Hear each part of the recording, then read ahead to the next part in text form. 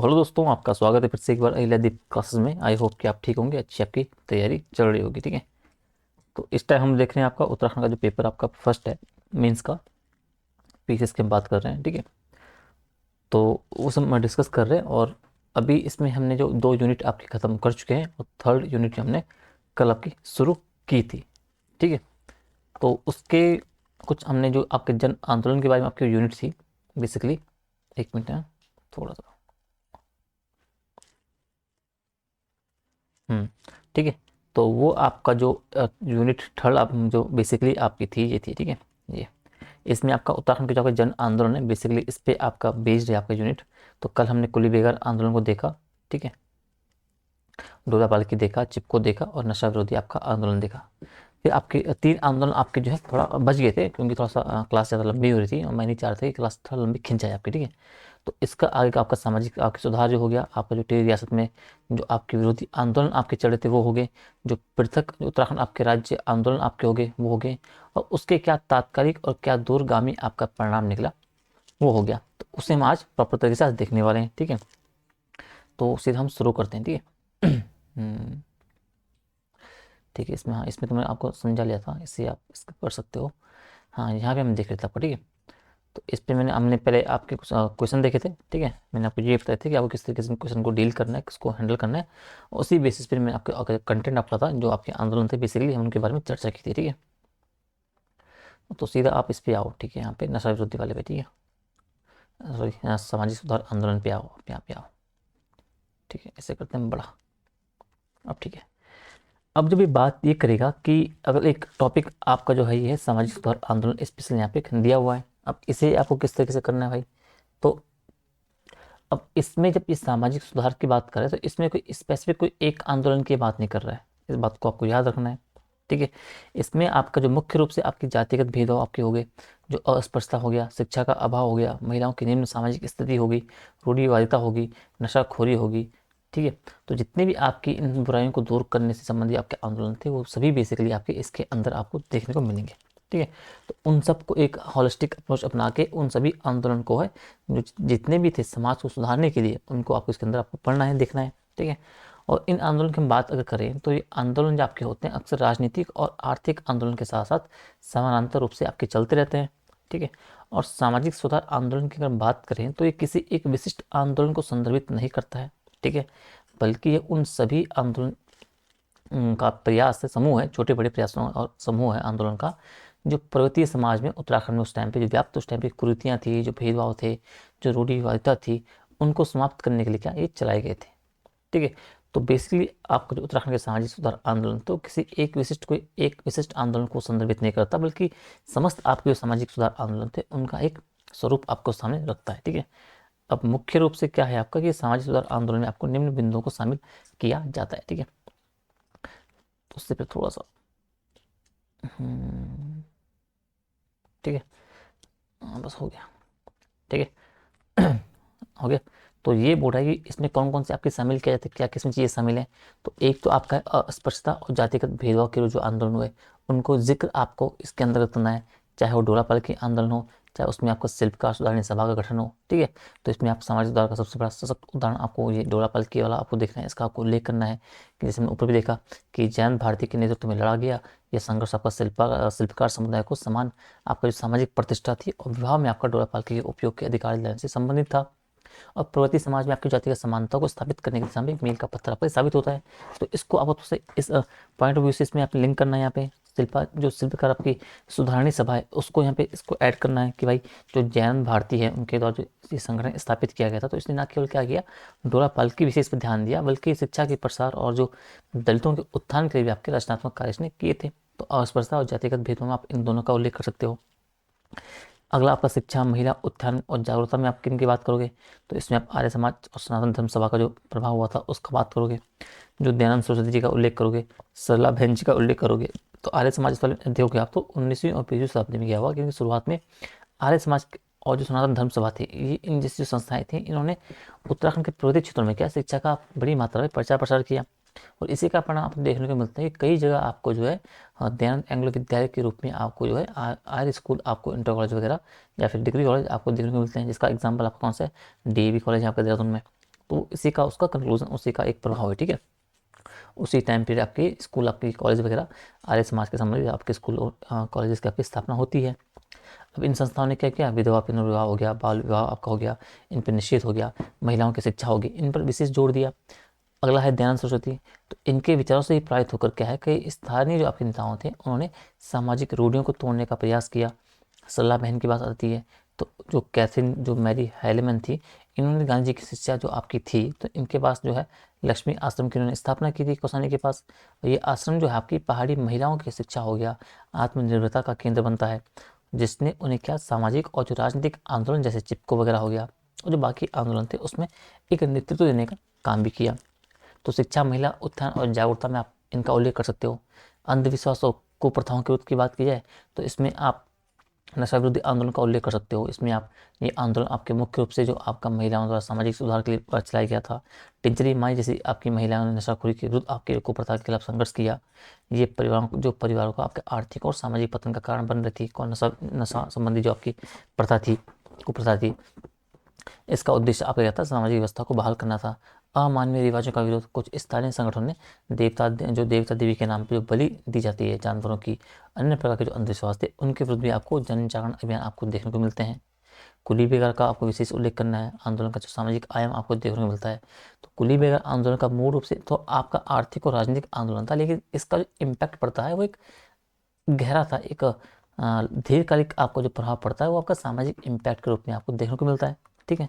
और इस आंदोलन ने आपके जाति पाति के बंधनों को तोड़कर क्या किया, संपूर्ण स्थानीय जनता को एक मंच पर लाया, उनको खड़ा किया कि आप इस जो आपकी आर्थिक और राजनीतिक आपकी कुप्रथा है, इस हिसाब से इसके खिलाफ आप खड़े हो सकें, बेगा प्रथा का अंत कर सकें, और इसके अंत में जनता को दासता मुक्त करके क्या है, एक सामाजिक रूप से सशक्त बनने का भी काम किया, ठीक है।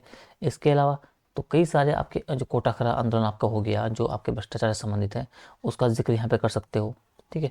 तो ऐसे कई सारे आंदोलन को क्या करना है आपको, जो आपका सामाजिक आंदोलन की बात करता है तो उन सभी का आपको इसमें आपको उल्लेख कर देना है, ठीक है, सामाजिक सुधार आंदोलन में। और फिर एक आपको एक निष्कर्ष लिख देना, कंक्लूजन, कि भाई उत्तराखंड में सामाजिक सुधार जो आंदोलन ने एक ऐसे समाज की नींव रखी जो जागरूक था, संगठित था और प्रगतिशील था। इन आंदोलन ने क्या किया, तो सामाजिक न्याय हो गया, आपका समानता हो गया, इनके मूल्यों को स्थापित किया, शिक्षा के महत्व को बढ़ाया है भाई, महिलाओं को जो है सामाजिक चेतना के केंद्र में लाया है, प्रगति समाज की जो राजनीतिक और जो आर्थिक अधिकारों के लिए भी लड़ने से पहले आंतरिक बुराइयों को दूर करने के लिए प्रेरित किया। तो ये सामाजिक सुधार आपके जो है प्रगति समाज की वो आंतरिक शक्ति बने। इसने बाद में चिपको हो गया, नशा विरोधी और जो पृथक उत्तराखंड राज्य आंदोलन की सफलता सुनिश्चित की। इस तरीके से आपको ये आंदोलन आपको पढ़ने हैं, खत्म करने हैं। तो ये आपका हो गया कौन सा, समाज सुधारक आंदोलन को आपको इस तरीके से लेके चलना है। अब अगला आपका आता है टिहरी राज्य के विरुद्ध आंदोलन की हम बात करते हैं, ठीक है। इसको आपको तैयार करना है। हम सीधा टू द पॉइंट आपको चल रहे हैं, टू द सिलेबस के अकॉर्डिंग चल रहे हैं, ठीक है। अब इसमें आपको क्या जानना है, तो इसमें आपको एक थोड़ा बैकग्राउंड आपको बताना चाहिए कि जो आंदोलन का परिचय कैसा था, ठीक है। तो टिहरी राज्य के विरुद्ध जो आंदोलन हम बात कर रहे हैं, इसे हम टिहरी जन क्रांति भी कह सकते हैं। जो टिहरी रियासत के अपने निरंकुश जो आपकी राजशाही जो शासन था वहाँ पे, उसके विरुद्ध जनता का संघर्ष था। देश आज़ाद होने के बावजूद टिहरी रियासत के जो आपके राजा थे मानवेंद्र शाह, उनका शासन बना रहता है।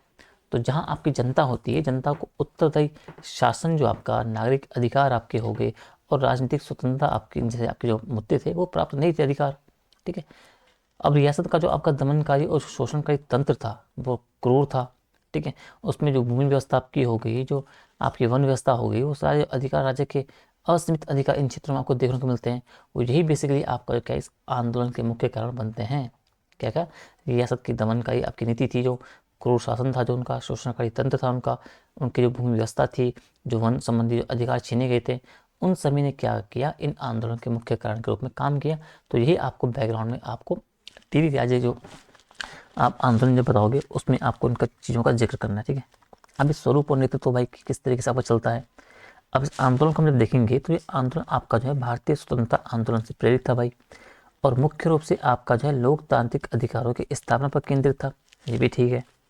इसमें क्या हुआ, एक तो टिहरी राज्य प्रजामंडल की स्थापना, तो इस आंदोलन को संगठित करने के लिए आपका जो 1939, आप याद रखोगे अगर तारीख आपको याद भी नहीं है, 23 जनवरी 1939 को देहरादून में आपका जो टिहरी राज्य प्रजामंडल का गठन होता है, जिसके संस्थापक आपके श्रीदेव सुमन थे। और प्रजामंडल का मुख्य उद्देश्य क्या था कि राजा के अधीन एक उत्तरदायी शासन की स्थापना करना था, ठीक है। जो टिहरी की आपकी जनता थी, टिहरी के आपके लोग हैं, उनको एक अधिकार स्वरूप अधिकार प्रदान कर सके, नागरिक अधिकार प्रदान कर सके। जो क्रूर शासक है आपका, निरंकुश शासन है, उसके वो उससे मतलब उसे छुटकारा दिला सके, ठीक है। सिद्धू सुमन की शहादत। तो आंदोलन का सबसे बड़े जो नायक आपके थे सिद्धू सुमन जी थे, तो जिन्होंने क्या किया, आपके नागरिक स्वतंत्रता हो गई, प्रजामंडल की मान्यता देने की मांग हो गई, इन पर जो है 3 मई 1944 को टिहरी जेल में क्या करते हैं, आमरण अनशन शुरू कर देते हैं। और 84 दिनों के बाद वो क्या है, 25 जुलाई 1944 को उनकी शहादत हो जाती है। और जैसे इनकी हाथ से शहादत होती है, ये आंदोलन को एक नई ऊर्जा दे देते हैं और एक दिशा ही आपकी बदल जाती है। तीव्रता और विलय की बात की जाए, सिद्धू सुमन की जैसे शहादत होती है, उसके बाद दौलत राम जैसे आपके जो नेता थे, उन्होंने आंदोलन को आगे बढ़ाया। 1947 में आप देखते हो तो भारत की स्वतंत्रता के बाद क्या होता है कि रियासत के आपका जो संघर्ष होता है वो बहुत तीव्र जाता है कि हमें अब स्वतंत्रता चाहिए, हम निरंकुश इसके अंदर नहीं रहना चाहते हैं रियासत के अंतर्गत। और 1948 तक क्या होता है कि रियासत के विभिन्न हिस्सों पर आपका जो है प्रजामंडल ने नियंत्रण स्थापित करना भी शुरू कर दिया था। तो ये आपका स्वरूप आपका थोड़ा चलने को मिलता है इस तरीके से। प्रभाव क्या होता है, परिणाम क्या होता है भाई, तो राजशाही का अंत। आंदोलन के दबाव में क्या होता है कि भारत सरकार के हस्तक्षेप से आपका जो अंततः 1 अगस्त 1949 को जो है टिहरी रियासत का भारतीय संघ में आपका विलय हो जाता है। और ये प्रति क्षेत्रों में आपके राजशाही के अंत और लोकतंत्र की स्थापना का प्रतीक बनता है। ये हो गया आपका। इससे पहले आप जो आपका कीर्तिनगर आपका जो हो गया कांड, उससे आप उल्लेख करोगे, ठीक है। सकलाना विद्रोह आपका हो गया, उनका आप विद्रोह यहाँ पे उल्लेख करोगे, ठीक है। 2 पॉइंट थोड़ा छूट गया आपको, ठीक है। तो वो जो नेतृत्व है, जो आपका स्वरूप है, जो प्रक्रिया है, वहाँ पे आप सकलाना विद्रोह और जो कीर्तिनगर वाला था उनका उल्लेख भी यहाँ पे करना है, ठीक है। और चाहो तो आपका जो तिलाड़ी कांड है उसका आप उल्लेख कर सकते हो, उसमें कारण में आप बता सकते हो किस तरीके से वो होता है। प्रभाव आपने देख लिया। अगला आप प्रभाव देखोगे तो आपका जो टिहरी जनपद का अपग्रहण, तो विलय के बाद क्या होता है कि टिहरी को उत्तर प्रदेश का एक नया जनपद बना दिया जाता है। उत्तराखंड की एकता की बात हम करते हैं। इस आंदोलन ने क्या कि पर्वतीय क्षेत्रों के लोगों को स्वतंत्रता और जो लोकतांत्रिक मूल्य थे उनके लिए एकजुट करता है, और कुमाऊं और गढ़वाल के निवासियों को एक साझा राजनीतिक उद्देश्य के तहत करीब लाने में मदद करता है। दीर्घकालिक प्रभाव क्या होता है, इम्पैक्ट क्या इसका पड़ता है टिहरी बांध का। और बाद में इसी टिहरी क्षेत्र में आपका जो टिहरी बांध परियोजना के विरुद्ध भी जो है एक बड़ा आंदोलन होता है, जिसका नेतृत्व है सुंदरलाल बहुगुणा जी ने किया था। और ये बांध आपका विरोधी आंदोलन भी था, ठीक है। बांध विरोधी आंदोलन था। और इसी जो जन क्रांति की विरासत का हिस्सा माना जाता है किसका, जो आपका टिहरी में आपका जो आंदोलन चला था, जो आपका निरंकुश शासन के टिहरी रियासत के खिलाफ चला था, उसी का एक हम कह सकते हैं एक विरासत का हिस्सा था आपका। कौन सा, जो टिहरी में आपका जो बांध बनता है उसके विरोध में आपका जो वहाँ आंदोलन वगैरह चलते हैं उससे, ठीक है। तो प्रभाव परिणाम में आप इस बात का उल्लेख कर सकते हो, ठीक है। तो टिहरी रियासत के आपको जो विरुद्ध आंदोलन है, आपको इन बातों को ध्यान रखना है। और आपको एक सिंपल सा, आपको एक साधारण सा, आपको प्लेन सा, आपको जो फैक्चुअल चीज़ें वो आपको थोड़ा सा याद रखनी है, और एक आंसर आपको लिखना है अच्छी लैंग्वेज के साथ। और बाकी ज़्यादा आपको डीप नहीं जाना है, ज़्यादा आपको पीएचडी नहीं करनी है कि भाई मुझे सब कुछ लिखना है, ऐसा कुछ नहीं है। जनरल से आपको जो चीज़ें पता होनी चाहिए, जो एक आंसर की डिमांड है, जो सवाल के जो क्वेश्चन मांग रहा है, क्वेश्चन की डिमांड है, उससे आपको डालना है उसमें, ठीक है, बाकी कुछ नहीं। अगला है आपका पृथक उत्तराखंड राज्य आंदोलन। अब इसे थोड़ा देख लो, इसे मैंने नोट्स में भी बना रखा है, और वहाँ भी देख लेंगे किस तरह चला, और यहाँ से भी देख लेंगे, ठीक है। तो पहले करते हैं, पहले वहाँ से हम नोट्स देख लेते हैं इस वाले टॉपिक को, यहाँ से देखते हैं, ठीक है। मैं निकालता हूँ, ठीक है। तो अब है आपका जो उत्तराखंड ये वाला टॉपिक है ना आपका, ये वाला, ठीक है। कौन सा, यहाँ पे है ये उत्तराखंड, जो पृथक उत्तराखंड राज्य है, वो उसका आंदोलन में पढ़ना है। उसका जो एक आपका क्या तात्कालिक परिणाम निकले और क्या दूरगामी परिणाम निकले, इनको हमको थोड़ा समझना है, ठीक है। तो पहले हम नोट से समझते हैं, और उसके बाद मैंने आपको एक कंटेंट तैयार करके रखा है, उसे हम देखेंगे, ठीक है।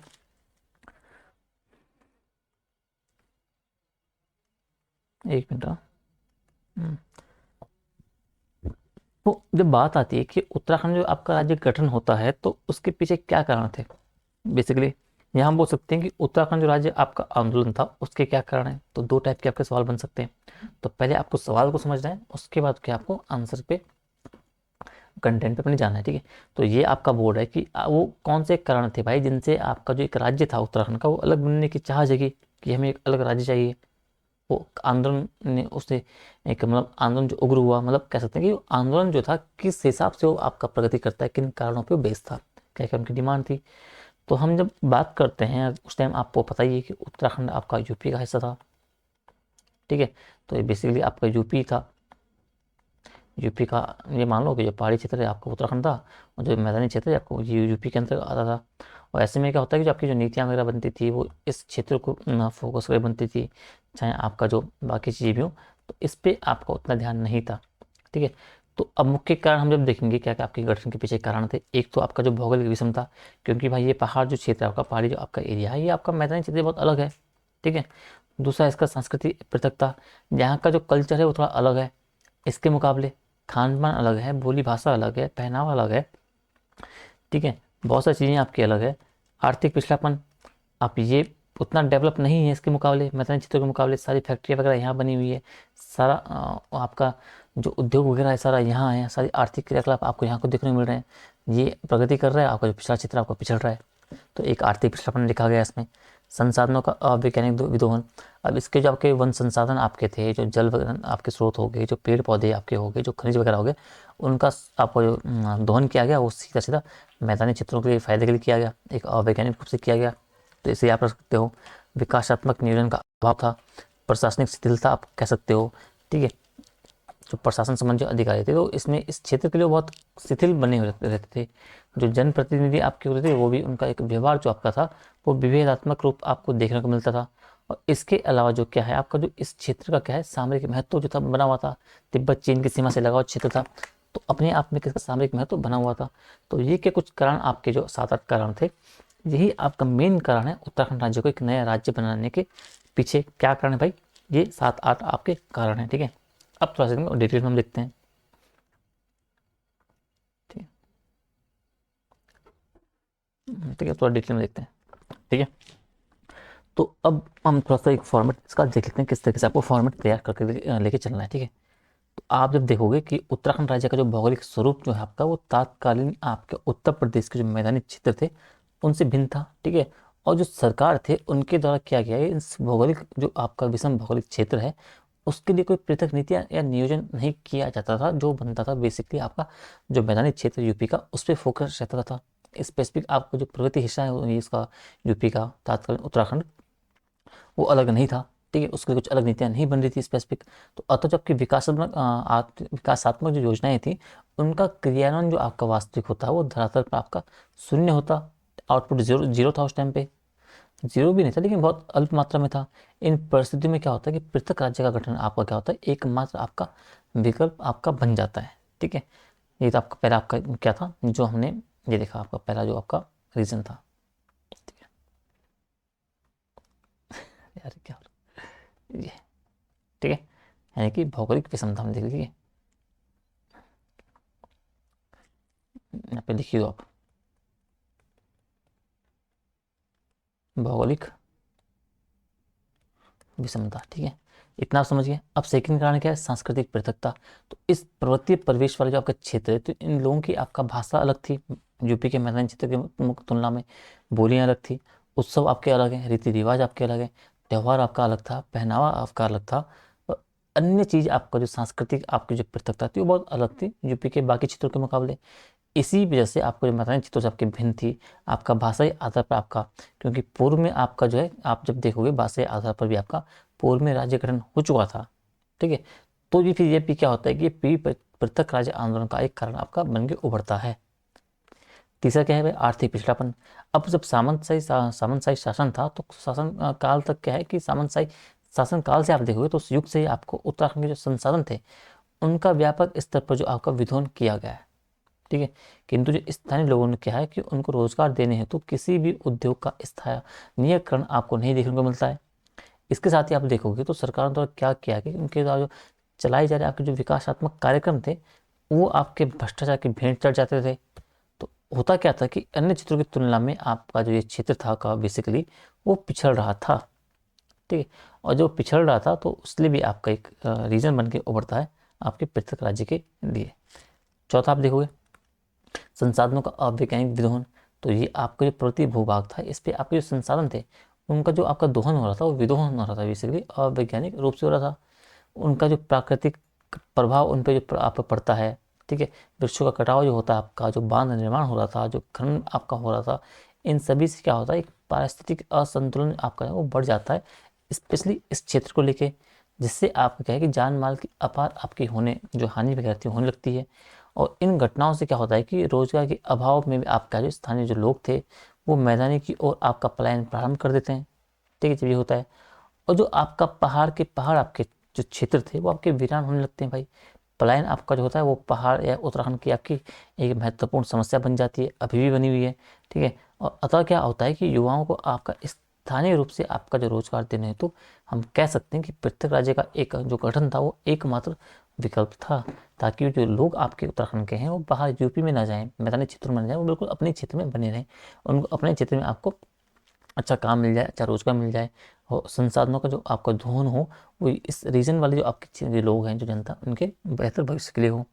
विकासात्मक नियोजन का अभाव की बात कर रहा है, तो कुशल एवं पृथक नियोजन के अभाव में यहाँ पर आपकी मूलभूत जो सुविधाएं थी उनका भी अभाव आपको देखने को मिलता है। ठीक है, विकास के नाम पर आप जो स्कूल तो खुलते हैं, शिक्षक और भवनों का आपका अभाव आपका होता है, अस्पताल में आपके दवा डॉक्टर का अभाव होता है, विद्युत जल सड़क आदि जो आपकी ज्वलंत समस्याएं थी वो आपकी बनी हुई थी। अतः जो बच्चों के लिए शिक्षा नहीं, रोजगार, युवाओं के लिए रोजगार नहीं है, बूढ़ों के लिए दवाई नहीं है, इन सभी समस्याओं का समाधान लोगों को क्या लगा कि एक पृथक राज्य के रूप में हमें जब मिलेगा, उसी के पश्चात जो हम एक इन सब का हम सफलतापूर्वक इन चुनौतियों का सामना कर सकते हैं।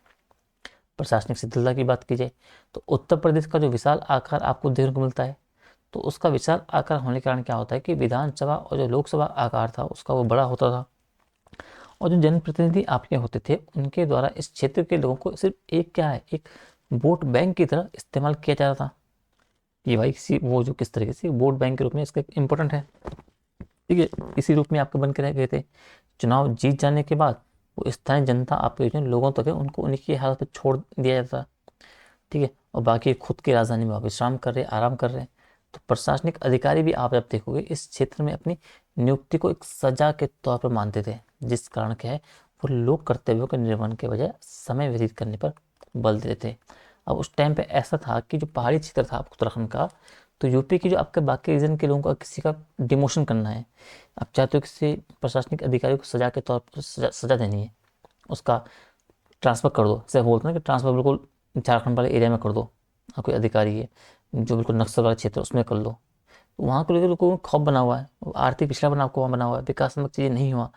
तो उत्तराखंड के संदर्भ में आप जो पहाड़ी क्षेत्र था तो उत्तराखंड था, तो उसको भी आप जो एक नियुक्ति अगर यहाँ होती थी तो एक सजा के रूप में दी जाती थी, किसी भी अधिकारी को ट्रांसफ़र वहाँ करा दो, किसी टीचर का, तो यहाँ लोग जाने से बहुत बचते थे। इतना इम्पैक्ट उस टाइम पे आपको पड़ता था। आप चाहो तो किसी भी आप उस टाइम के लोग वगैरह होंगे, जो टीचर वगैरह होंगे, उनसे आप इस बारे में डिस्कस कर सकते हो। ठीक है, तो जब ये ऐसा होता था तो आपके जो अधिकारीगण थे वो भाई वो टाइम पास करने के लिए आते थे, समय व्यतीत वगैरह करते थे, इन पे बल देते थे। और अगर आपका जो अंतिम है आपका है सामरिक महत्व। अब उत्तराखंड की सीमा की हम बात करें तो आपके दो देशों, आपके जो है नेपाल और आपके चीन है, उनसे लग रही है ना। नेपाल से आप जब बात करोगे तो जहाँ आपकी माओवाद की समस्या बनी हुई थी, तो वहीं चीन तो आपकी हमेशा क्या भाई उस सीमा अतिक्रमण करता रहता है। तो इन जो विकट परिस्थितियों में जो क्या है आपका, इनसे त्वरित कार्यवाही हेतु एक मजबूत आधारभूत संरचना बनी हो और एक कुशल प्रशासनिक तंत्र हो, ये बिल्कुल आवश्यक आपका बन गया था। और इसीलिए आपका क्या होता है कि पृथक राज्य का गठन आपका एकमात्र ही आपका क्या है, एक विकल्प बन के रह जाता है। ठीक है, तो ये आपके कारण आपको याद रखना है, और आपको उन घटनाओं को याद रखना है, किस तरीके से आपका जो उत्तराखंड राज्य आंदोलन के समय जो अपनी घटनाएं होती उनको फिर आपको इनसे जोड़ना है, फिर आपको जो है इस आंदोलन को आपको लिखना है, इसको आपको तैयार करना है। समझ गए। अब ये बोल रहा है कि उत्तराखंड प्रशासनिक इकाई के रूप में यद्यपि हम देखेंगे तो उत्तराखंड की मांग जो है ब्रिटिश काल से आपकी संपन्न हो जाती है, किंतु अगर व्यवस्थित रूप से हम बात करें तो व्यवस्थित रूप से आपकी शुरुआत आपको 1923 में देखने को मिलती है। जब क्या होता है, जब संयुक्त प्रांत के गवर्नर को एक ज्ञापन सौंपकर पृथक राज्य उत्तराखंड के गठन की मांग की जाती है। इसी क्रम में क्या होता है, कांग्रेस जो क्या करता है 1928 में कांग्रेस अधिवेशन, ठीक है, और 1938 में आपका जो राजनीतिक सम्मेलन में भी आपका पृथक राज्य की मांग उठती है। दूसरा आपका ये रखना है। आगे आप जाओगे तो 1952 में आपका जो कम्युनिस्ट नेता आपके जो जोशी जी थे, उन्होंने क्या किया, आपके पृथक राज्य की मांग करते हैं, जिससे क्या होता है कि संयुक्त प्रांत की आपके तात्कालिक मुख्यमंत्री जो हमारे थे उत्तराखंड के जीबी पंत जी, वो अस्वीकार इसे कर देते हैं। समझ लो ना, इसको थोड़ा सा क्रम को थोड़ा सा याद रखना है। ठीक है, उन्होंने अस्वीकार कर दिया। अब राज्यों के पुनर्गठन हेतु भी क्या होता है कि जब फजल अली आयोग का गठन होता है, इसने भी आपका जो है कृषक राज्य के रूप में उत्तराखंड के गठन की जो मांग थी उसको स्वीकार कर लिया, किंतु जब राज्य पुनर्गठन आपका जो अधिनियम के आधार पर राज्यों का जो पुनर्गठन किया जा रहा था, तो इसे फिर अस्वीकार कर दिया जाता है। शुरू में तो आपका जो फजल अली आयोग था उसने स्वीकार कर दिया था, लेकिन जो आपका राज्य पुनर्गठन आपका अधिनियम के आधार पर जब आपको उसका पुनर्गठन होता है तो फिर उसे अस्वीकार कर देता है। इस प्रकार आप देखोगे तो 1950 में आपका जो उत्तराखंड और हिमाचल के लोगों द्वारा क्या है कि कांगड़ा से लेकर और हिमालय तक एक पृथक राज्य गठन हेतु आपका जो पर्वतीय जन विकास परिषद का गठन आपको देखने को मिलता है। सबसे पहले एक संस्था का आपको एक परिषद आपको देखने को मिल रही है। अब उत्तराखंड के राज्य की जब मांग की बात हम करें, व्यवस्थित एवं एक संगठित रूप की हम बात करें, उसे उठाने के लिए क्या है, यूकेडी उत्तराखंड जो क्रांति दल था उसकी एक भूमिका का बहुत रहती है, उसका गठन आपका किया जाता है। और इस संगठन ने क्या किया कि पृथक राज्य गठन के साथ साथ आपकी जो एक स्थायी आपकी हम कह सकते हैं एक भावी राजधानी के रूप में क्या है, एक जो गैरसैंण थी आपकी गैरसैंण को उसे बनाने की मांग भी करते हैं। फिर उत्तर प्रदेश की तात्कालिक सरकार में हम बात करेंगे तो उन्होंने उत्तराखंड राज्य के गठन एवं उसकी राजधानी पर क्या करते हो, विचार करने के लिए आपकी कौशिक समिति का गठन करते हैं। फिर 6 पर्वतीय जिलों को जो है 3 मंडल में आपका विभाजित करने के लिए, पृथक करने के लिए उत्तराखंड की जो गठन की आपकी सिफारिश थी वो की गई। किंतु सरकार क्या करती है कि 5% आरक्षण नीति के कारण जो है लोगों के में आपका जो सामाजिक और जो राजनीतिक असंतोष था वो आपका उत्पन्न होता है। और पहाड़ के गांधी आपके जो इंद्रमणि बडोनी जो होते हैं इसके विरोध में वो जो आपका अनशन है वो आपका 1 सितंबर से वो शुरू कर देते हैं। ठीक है, ठीक है, वो 1 सितंबर से नहीं वो शुरू कर देते हैं। अब ये अनशन भी चल रहा है आपका ये। अब इसके बाद आप देखोगे तो 1 सितंबर को आपका खटीमा कांड हो जाता है फिर। ठीक है, फिर आपका खटीमा कांड आपने देख लिया। ठीक है, और आगे आप चीज़ों को जो इसमें ऐड करो। ठीक है, 2 सितंबर को आपका मसूरी कांड आपका हो जाता है। इसी बात आप देखोगे तो आपकी चीज़ें आपकी और आगे बढ़ जाती है। फिर 2 अक्टूबर 94 को आपको जो रामपुर तिराहा कांड जाता है, आंदोलनकारियों के साथ आपका अमानवीय व्यवहार किया जाता है। और अंततः आप जब देखोगे तो आपका 15 अगस्त 1996 को आपका जो है तात्कालिक जो प्रधानमंत्री आपके थे, आपके जो देवेगौड़ा जी थे, उनके द्वारा क्या है कि पृथक राज्य आंदोलन गठन की शुरुआत की जाती है। अनेक प्रयासों के पश्चात आपका 9 नवंबर 2000 को आपका जो भारतीय गणतंत्र के आपका 27वें राज्य के रूप में और 11वें आपके हिमालय राज्य के रूप में आपका उत्तराखंड का आपका गठन किया जाता है। तो ये आपको थोड़ा सा जो प्रोसेस है आपका जो उत्तराखंड गठन का, इसे आपको थोड़ा सा याद रखना है। ठीक है, इसे आपको थोड़ा समझना है और जो बेसिक उसके जो कारण वगैरह है उन्हें आपको विशेष रूप से उनको याद रखना है। ठीक है, अब थोड़ा यहाँ से आप समझ लो किस तरीके से काम चला है। तो हमने जो देखा कि उत्तराखंड जो पृथक आपका उत्तराखंड राज्य आंदोलन है, उत्तराखंड इतिहास का सबसे महत्वपूर्ण आपका एक निर्णायक आंदोलन था। इसकी मांग का मूल कारण वही है कि आपके जो पूर्ववर्ती क्षेत्र की विशिष्ट भौगोलिक स्थिति होगी, जो सामाजिक और जो आपका सांस्कृतिक पहचान वगैरह हो गई, ठीक है, इनका हो गया। जिसकी तत्कालीन जो उत्तर प्रदेश सरकार थी उसके द्वारा लगातार उपेक्षा की जा रही थी। ठीक है, आंदोलन के मुख्य वजह में आपको विकास का अभाव हुई, बेरोजगारी हो गया, संसाधनों का स्थानीय नियंत्रण की बात हो गई, पलायन आपका हो गया, राज्य की विधानसभा और नौकरशाही में आपके जो पर्वतीय प्रतिनिधित्व उसका अभाव हो गया। और ये आंदोलन जो बेसिकली फोकस था किस पे, पहाड़ का पानी और पहाड़ की जवानी पहाड़ के काम आए, इस भावना पर आधारित था। आप इस लाइन को कोट कर सकते हो अपने निबंध या उसमें ऐसे आंसर में। ठीक है, स्वरूप किस तरीके से था आपका, तो एक लंबी प्रक्रिया का परिणाम था भाई। 1938 में श्रीनगर गढ़वाल में आयोजित आपका जो भारतीय राष्ट्रीय कांग्रेस का विश्व अधिवेशन से यहाँ से आपको शुरू होते हुए देखने को मिलता है। 1994 में इसने एक जन आंदोलन का रूप ले लिया था। संगठनात्मक रूप आपका प्रयास क्या किया गया, तो 1979 में आपके यूकेटी का गठन होता है भाई। इसके अलावा उत्तराखंड संयुक्त संघर्ष समिति आपका हो गया, उत्तराखंड छात्र युवा संघर्ष समिति हो गया, इन जैसे संगठनों का भी योगदान आपको देखने को मिलता है। निर्णायक मोड़ की बात की जाए तो 1994 में जो मुलायम सिंह यादव सरकार थी उनके द्वारा सरकारी नौकरियों में आपका 27% ओबीसी आरक्षण लागू करने के विरोध में आपका आंदोलन तेज हो जाता है, जिससे आपका जो प्रवृत्ति छात्रों को लगा कि उनके अधिकार अब छीने जा रहे हैं। जन संघर्ष की शहादत हम बात करेंगे तो मसूरी आपका गोलीकांड 1 सितंबर को होता है। मसूरी के आंदोलन में गोली आपकी चलाई जाती है, कई लोग आपके शहीद हो जाते हैं उसमें। रामपुर तिराहा कांड आपको 2 अक्टूबर को देखने को मिलता है। दिल्ली जा रहे आंदोलनकारियों के साथ आपने पुलिस ने बर्बरता और लाठीचार्ज करते हैं, गोलीबारी करते हैं और दुर्व्यवहार आपको महिलाओं के साथ किया जाता है। ठीक है, इस घटना ने पूरे देश को आपको आंदोलित वो कर देते हैं, आंदोलन का एक निर्णायक गति मिल जाती है इससे। श्रीयंत्र टापू श्रीनगर का कांड आपका हो गया। ठीक है, 10 नवंबर वाला। तो इन सब चीज़ों का आपको उल्लेख करना है, किस तरीके से आपको जनसंघर्ष होता है, शहादत वगैरह होती है, इसका प्रभाव क्या पड़ता है, परिणाम क्या होता है भाई। प्रभाव के रूप में आप देखोगे तो राज्य का गठन 15 अगस्त 1996 को आपका जो तात्कालिक प्रधानमंत्री आपके थे देवेगौड़ा जी, वो लाल किले से क्या करते हैं, उत्तराखंड राज्य गठन की घोषणा कर देते हैं। और 9 नवंबर 2000 को आपका उत्तराखंड, जिसे बाद में उत्तरांचल और फिर उत्तराखंड किया गया, 27वां आपका राज्य बन जाता है। ये तो आपके हो गए तात्कालिक परिणाम। वो सवाल में आपको बोला गया था तात्कालिक और आपका क्या दीर्घकालिक परिणाम आपको मिले। तो आंदोलन का जो तात्कालिक परिणाम आपको मिला वही आपका कि राज्य गठन के रूप में आपको देखने को मिलता है। अब दीर्घकालिक बहुआयामी परिणाम क्या पड़ते हैं, तो इसको आप देखो, पहला सकारात्मक क्या पड़ता है, फिर आपका चुनौती या फिर नकारात्मक क्या पड़ता है। सकारात्मक की बात करेंगे पॉजिटिव की, तो एक क्षेत्रीय पहचान हमारी स्थापना हो गई भाई। प्रवृत्ति संस्कृति, हमारी भाषा, हमारी परंपरा, हमारी इनके संरक्षण को प्रोत्साहन मिला। विकास और फोकस, राज्य बनने के बाद अब प्रवृत्ति क्षेत्रों के विकास के लिए विशेष योजनाएं आपकी बनाई जाने लगी। केंद्र से अधिक आपकी वित्तीय सहायता प्राप्त हो जाती है। राजनीतिक प्रतिनिधित्व की बात की जाए तो स्थानीय लोगों को शासन आपका हो गया, प्रशासन हो गया, उनमें भागीदारी का पूरा मौका मिलता है। और ऊपर जो हमने चैलेंजेस आपके देखे थे ना, जो आपके कारण बेसिकली देखे थे, उनको आप यहाँ पे सकारात्मक चीज़ों में आपसे ऐड कर सकते हो। अब चैलेंज और नकारात्मक परिणाम आपको क्या क्या बने, तो एक राजधानी विवाद की बात हम कर सकते हैं कि गैरसैंण जो कि स्थायी राजधानी है और जो देहरादून आपका अस्थायी राजधानी का विवाद है, आज भी पूरी तरह से आपका सॉल्व नहीं हो पाया है। पलायन में वृद्धि की बात, राज्य बनने के बाद भी जो है पलायन आपका जो है, तो पलायन की समस्या भी अभी हाल में भी अभी वर्तमान समय में उत्तराखंड में बनी हुई है। विकास का असंतुलन, मैदानी अभी भी आपको जो जिस वजह से उत्तराखंड बना था आपका कि यूपी का जो मैदानी क्षेत्र है और जो उत्तराखंड का पर्वतीय क्षेत्र है, तो पर्वतीय क्षेत्र का विकास हो सके मैदानी क्षेत्रों की तुलना में, इसलिए अलग बना था। आज भी आप देखोगे तो हरिद्वार, उधम सिंह नगर, देहरादून और नैनीताल का मैदानी क्षेत्र है, इन्हीं जिलों का आपका विकास हुआ है, यहीं पे आपको सारी चीज़ें देखने को मिलती है। बाकी पर्वतीय क्षेत्र आपके वैसे ही बने हुए हैं। तो मैदानी जिलों और जो पर्वतीय जिले हैं उनके बीच विकास का असंतुलन अभी भी बना हुआ है। भ्रष्टाचार और कुशासन, आंदोलनकारियों की भावना के अनुरूप जो सुशासन की बात की गई थी, भ्रष्टाचार मुक्त प्रशासन की बात की गई थी, तो उनकी स्थापना जो है अभी भी एक चुनौतीपूर्ण कार्य या चुनौतीपूर्ण बना हुआ है। तो वो आपके हो गए तात्कालिक और ये आपके हो गए दीर्घकालिक परिणाम। ठीक है, तो इस तरीके से आपको जो ये वाला आपका टॉपिक है, आपका जो आंदोलन वाला एरिया है, जो आपका यूनिट है, ये आपका यहाँ पे ख़त्म होता है।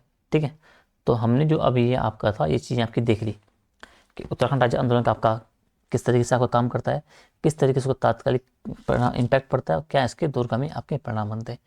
अब इसी तरीके से आपको बाकी आंदोलन जो मैंने जिस तरीके से फॉर्मेट मैंने बताया था, आपको सिंगल आंदोलन जो लिखा हुआ उसके ऊपर आपको अपना एक नोट आंसर अपना तैयार कर देना, आपको एक कंटेंट अपना तैयार कर देना, उसी के ऊपर अपने आंसर राइटिंग प्रैक्टिस करनी है और उसी पर आपको क्या करना है, अपनी तैयारी करनी है। बाकी फालतू मतलब किताबों के बीच आपको नहीं उलझ जाना है, उसमें आपको फंस नहीं जाना है कि 36 किताबें उठा ली। आपको बस इसी तरीके से आपका कंटेंट तैयार करते जाना है, लिमिटेड सोर्स अपनाने हैं, उसी को आपको बार बार प्रैक्टिस करनी है, बार बार आपको आंसर लिखना है और उसी पे आपको अपनी महारत हासिल करनी है और आपका जो पेपर होगा बहुत अच्छा जाएगा इसी संदर्भ में। ठीक है, तो वीडियो आपकी 31-32 मिनट की हो गई है, ज़्यादा नहीं खींचते हैं। आपका 3 यूनिट आपकी हो गई है, अभी 14 क्लासेज में हमने आपका 3 यूनिट आपका निपटा लिया है। अब आपकी इसमें 2 यूनिट और बची है और फिर आपका एक करंट अफेयर का वो बचता है। तो बाकी जो मैंने टारगेट लेके चला था मैं 40-50 क्लास का, उसमें इससे पहले आपका आपका सेगमेंट है पूरा हो जाएगा। ठीक है, तो कल हम आपका शुरू करेंगे समाज और संस्कृति उत्तराखंड की। ठीक है, उत्तराखंड की समाज संस्कृति की बात करेंगे और इसे मैं कोशिश करूँगा कि आपकी 5-7 क्लास में आपका ये पूरा निपट जाए। ठीक है, तो आई होप कि वीडियो आपको पसंद आई होगी, कंटेंट आपके मतलब का है, आपके फ़ायदा आपको इससे मिल रहा है। अगर आपको इन वीडियो से थोड़ा सा भी फ़ायदा मिल रहा है, आपकी तैयारी में किसी बच्चे को हेल्पफुल रह रही है, तो आप ज़रूर वीडियो को लाइक शेयर कमेंट करें। आप कमेंट में आपको ज़रूर बताएं कि आपके लिए फ़ायदेमंद है या नहीं है, क्या चीज़ें आपको चेंजेस करने की ज़रूरत है, किन चीज़ों की आपको आवश्यकता और है, किन चीज़ों में आपकी समस्या आ रही है। और बाकी आपको सभी बच्चों को सभी ग्रुप्स में आपको इस वीडियो को सेंड करना है, इस चैनल को आपको रेकमेंड करना है बच्चों को। अब मैं आपके लिए इतनी मेहनत कर रहा हूँ कि डेली 3 वीडियोज़ आपकी हो गई, बाकी नोट्स पे काम कर रहा हूँ, बाकी चीज़ें भी आपको प्रोवाइड करा रहा हूँ, कोई फ्री ऑफ कॉस्ट, कोई चार्जेबल नहीं है। किसी कोचिंग में आप चल जाओ तो वहाँ आपको इस चीज़ के लिए बहुत ज़्यादा चार्ज देना पड़ेगा, उससे बढ़िया आपको मैं इस तरीके से आसानी से सरल भाषा में आपको आपकी तैयारी करवा रहा हूँ मीन्स की किस तरीके से आपको करके चलना है। तो आपका इतना फर्ज बनता है एक एक्टिव छात्र होने के नाते कि आप चैनल को उन ज़रूरतमंदों तक आपको पहुँचाना है जिनके लिए रियल में मेंस के लिए मतलब जिन्हें आवश्यकता है चैनल की या फ्री गाइडेंस की। तो वो चाहे 25 की बात हो या 26 के अटैम्प्ट की बात हो, चाहे अपर की बात हो, चाहे लोअर की बात हो या आर ओ की बात हो। ठीक है, तो ये आपका फ़र्ज़ बनता है कि आपको चैनल को सब्सक्राइब करना है, शेयर करना है ज़्यादा बच्चों के और कमेंट करना है। ठीक है, तो ठीक है, आई होप कि आपने वीडियो पूरी देखी होगी। अगर वीडियो पूरी देखी है आपका धन्यवाद, नहीं देखिए तभी आपका धन्यवाद। तो जल्दी मिलते हैं आपको अगली वीडियो में, तब तक अपना ध्यान रखिए, अच्छी से अपनी तैयारी करिए। Tata, bye bye.